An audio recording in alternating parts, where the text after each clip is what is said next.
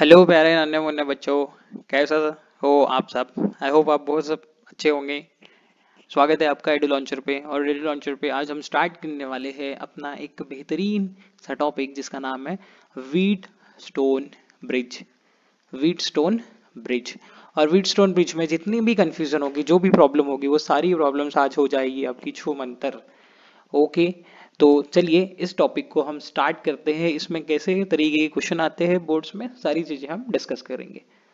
Wheatstone bridge बच्चों होता है चार अननोन वेक्टर्स या चार नोन वेक्टर्स, कैसे भी। व्हीटस्टोन ब्रिज होता है बच्चों चार अलग अलग रेजिस्टेंस का एक कॉम्बिनेशन। हो सकता है चार हो, पांच हो, छह हो, तो डिपेंड करता है कितने हैं। इसमें से एक हमें स्पेसिफिक कंडीशंस पे क्वेश्चंस आते हैं और वो स्पेसिफिक कंडीशन ही हमें डिस्कस करनी है। देखो, जब चार रेजिस्टेंस दिए रहते हैं तो हमें कुछ इस प्रकार से प्रूफ करना रहेगा, और वो बैलेंस कंडीशन है। तो बैलेंस व्हीटस्टोन ब्रिज क्या होता है sir? Balance Wheatstone bridge. Balance Wheatstone bridge की कंडीशन ये है बच्चों कि जिसके अक्रॉस बैटरी लगी हुई है, जैसे मान लीजिए ए और सी के अक्रॉस बैटरी लगी हुई है, तो आप ये P divided by R is equal to Q divided by S ऐसा लिख सकते हो। ऐसा लिख सकते हो। और आप अल्टरनेंडो अगर करते हो तो आप ऐसा भी लिख सकते हो, P divided by Q is equal to R divided by S। मतलब आप P divide by Q R divide by S ऐसे भी जा सकते हो। क्लियर? इसको हम बोलते हैं बैलेंस व्हीटस्टोन कंडीशन। ओके, ये कब होगा? ये कब होगा? अब दो चीजें ध्यान रखिए कि ये बैलेंस व्हीटस्टोन कंडीशन कब होगी। पहली चीज कि गैल्वेनोमीटर में कोई करंट नहीं आए। गैल्वेनोमीटर में नो करंट इन गैल्वेनोमीटर। और कभी कभी ऐसा होगा बच्चा कि वहां पे मिड रेजिस्टेंस दिया जाएगा। मतलब यहाँ पे गैल्वेनोमीटर नहीं, यहाँ पे भी कोई एक फिफ्थ रेजिस्टेंस होगा। तो आप क्या लिखोगे? No current in mid resistance. यहाँ लिखोगे no current in mid resistance, अगर मिड रेजिस्टर दिया हुआ है। मिड रेजिस्टर, ओके, अगर दिया है तो। थर्ड ये बोल सकते हैं हम कि इन दोनों का पोटेंशियल सेम होगा। Potential at B and potential at D, ये दोनों सेम होगा। अगर दोनों सेम है तो करंट फ्लो होगा ही नहीं ना, और वही तो हम बोल रहे हैं। तो दोनों तीनों बातें, सारी बातें सेम है, तो आप बोल सकते हैं no potential difference. No potential difference between B and D. B और डी के बीच में कोई पोटेंशियल डिफरेंस ही नहीं है, ऐसा आप बोल सकते हो। और ये कंडीशंस अगर आ गई तो समझ जाना कि वो है बैलेंस व्हीटस्टोन ब्रिज। अब इसको पहचानेंगे कैसे सर? करंट है या नहीं है, करंट है या नहीं? सिंपल, अगर ये तीन बातें हैं तो आप बोल सकते हो ये है, ठीक है। और अब अगर ये आ गया तो आप बोल सकते हो बैलेंस है। तो सबसे पहले यही चेक करना कि ये रेजिस्टेंस डिवाइड बाई ये रेजिस्टेंस और ये रेजिस्टेंस डिवाइड बाई रेजिस्टेंस, दोनों की वैल्यू सेम आ रही है या नहीं आ रही है। अगर आ रही है दोनों रेशोज की वैल्यू सेम, तो बोलना बैलेंस है। नहीं आ रही है तो नहीं रहेगी। अनबैलेंस वाले कैसे करेंगे सर? वो भी बताया जाएगा, टेंशन ना लो, अनबैलेंस वाले भी बताया जाएगा।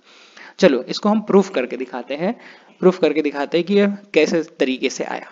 ओके, चलिए प्रूफ के लिए रेडी हो जाइए, रेडी हो जाइए।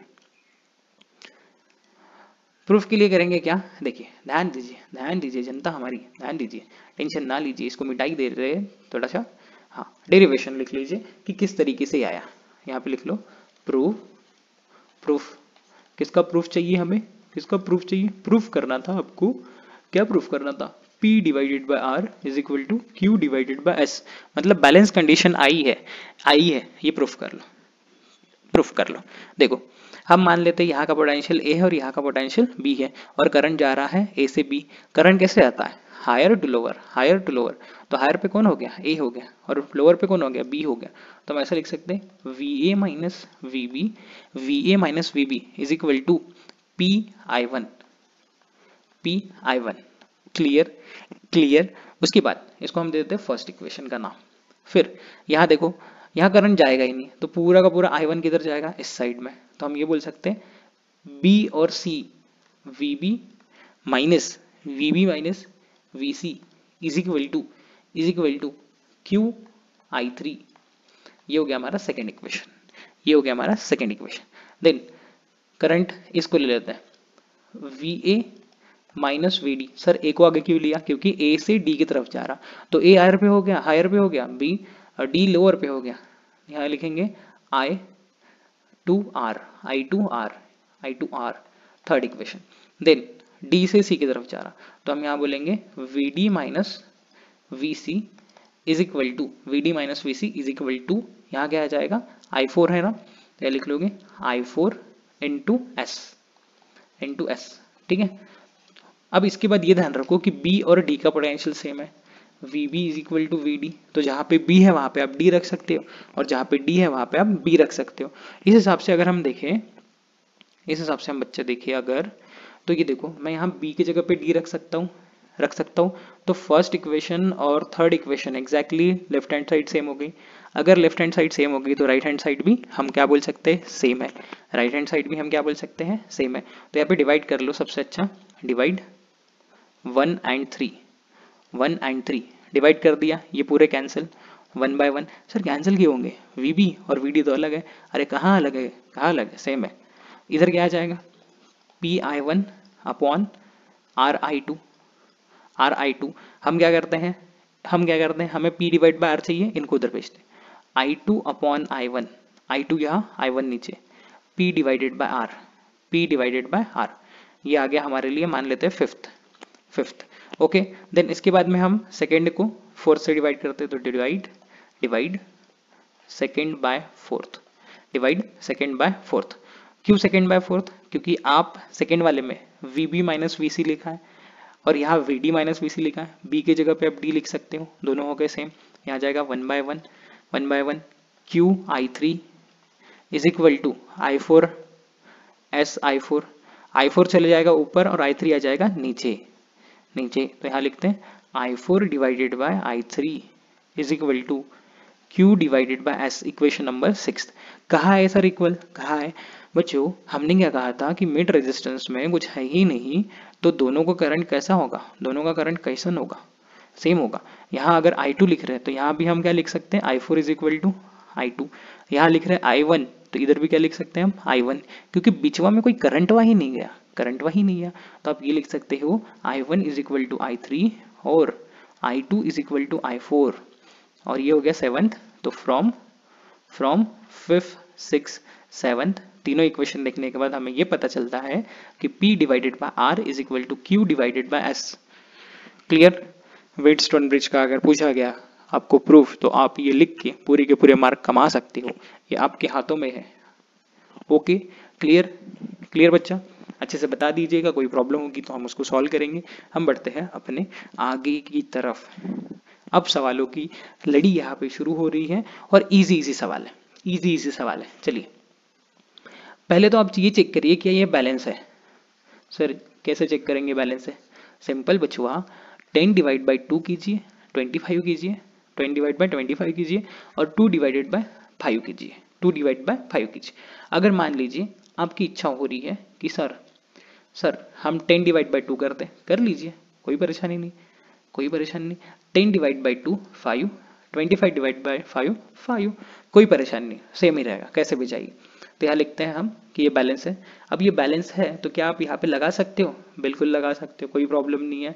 तो अब ये बोल सकते हो कि ये बैलेंस है। पहला सवाल हमारा यही था कि ये बैलेंस्ड है, बिल्कुल है, क्यों नहीं है, बिल्कुल है। 10 divide by 25 is equal to 2 divide by 5, so दोनों को कैंसिल कर दिया 5 से, 2 divide by 5 is equal to 2 divide by 5। तो यहाँ पे दिस व्हीटस्टोन ब्रिज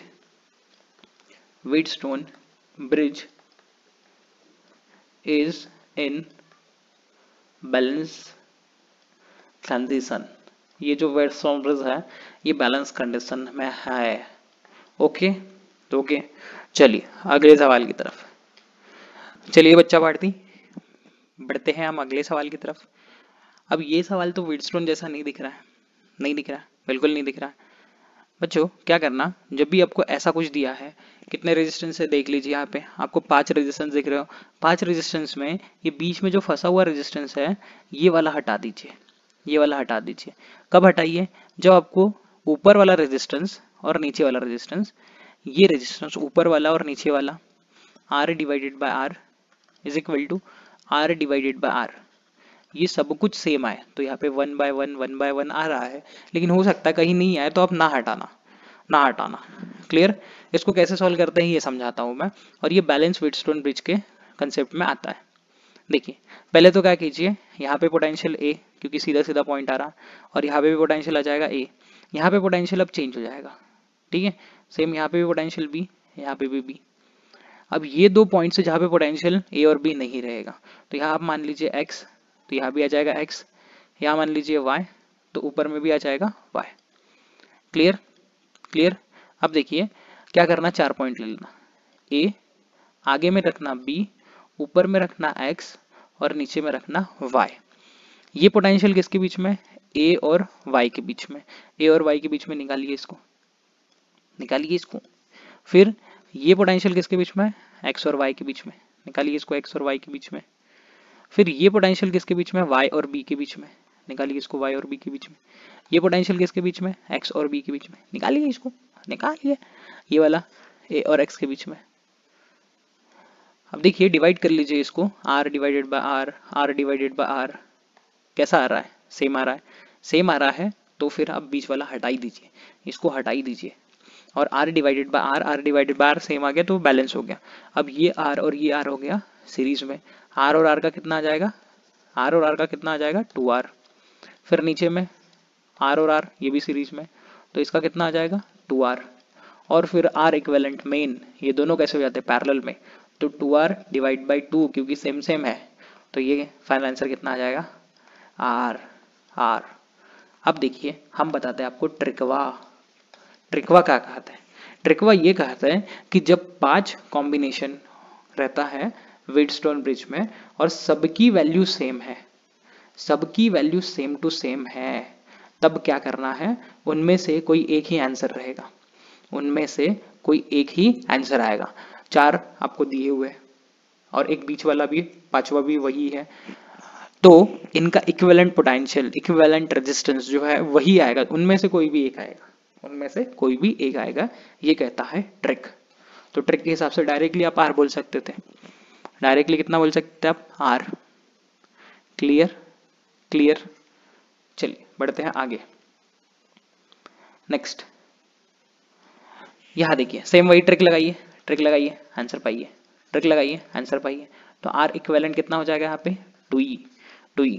आप सॉल्व कर सकते हो इसको, इस बीच वाले को हटा देना, 2 divide by 2, 2 divide by 2 balance था, 2e 2e 2e 2e 2e 2e 4, 2e 2e 4, 4 4 का 2e 2e।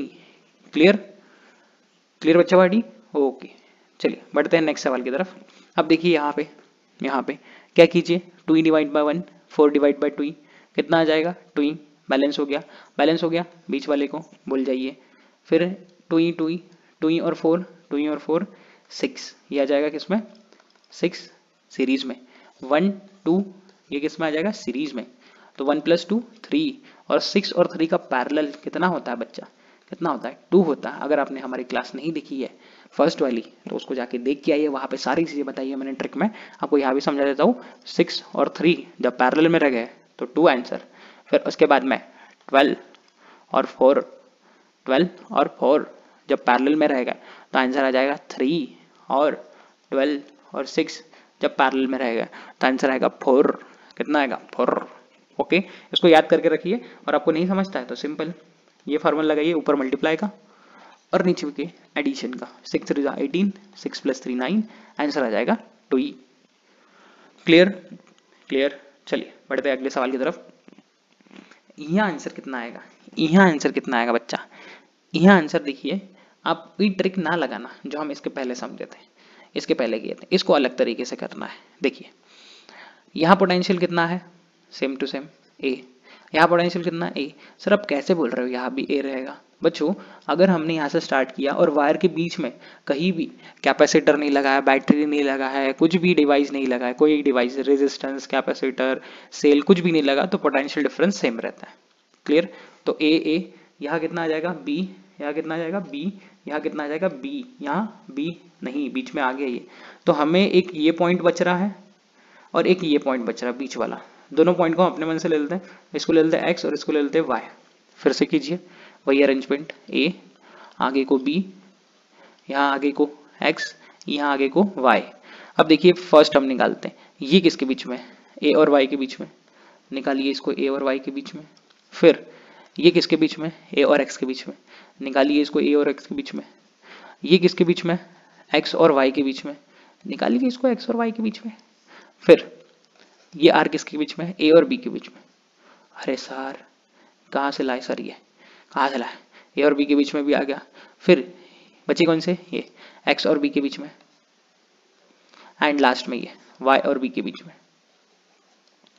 क्या ये बैलेंस है, बैलेंस है, चेक कर लेते हैं बैलेंस है क्या, चेक कर लेते हैं। R R R R same to same तो दिख रहा है, बैलेंस है, मतलब ई वाला हटाई दीजिए, ई वाला हटाई दीजिए।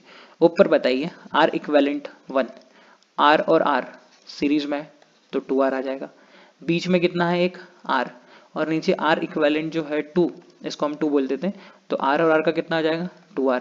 अब सर्किट कुछ ऐसा दिख रहा है, 2r, फिर नीचे को आ जाएगा बीच में r, और उसके नीचे को आ जाएगा 2r।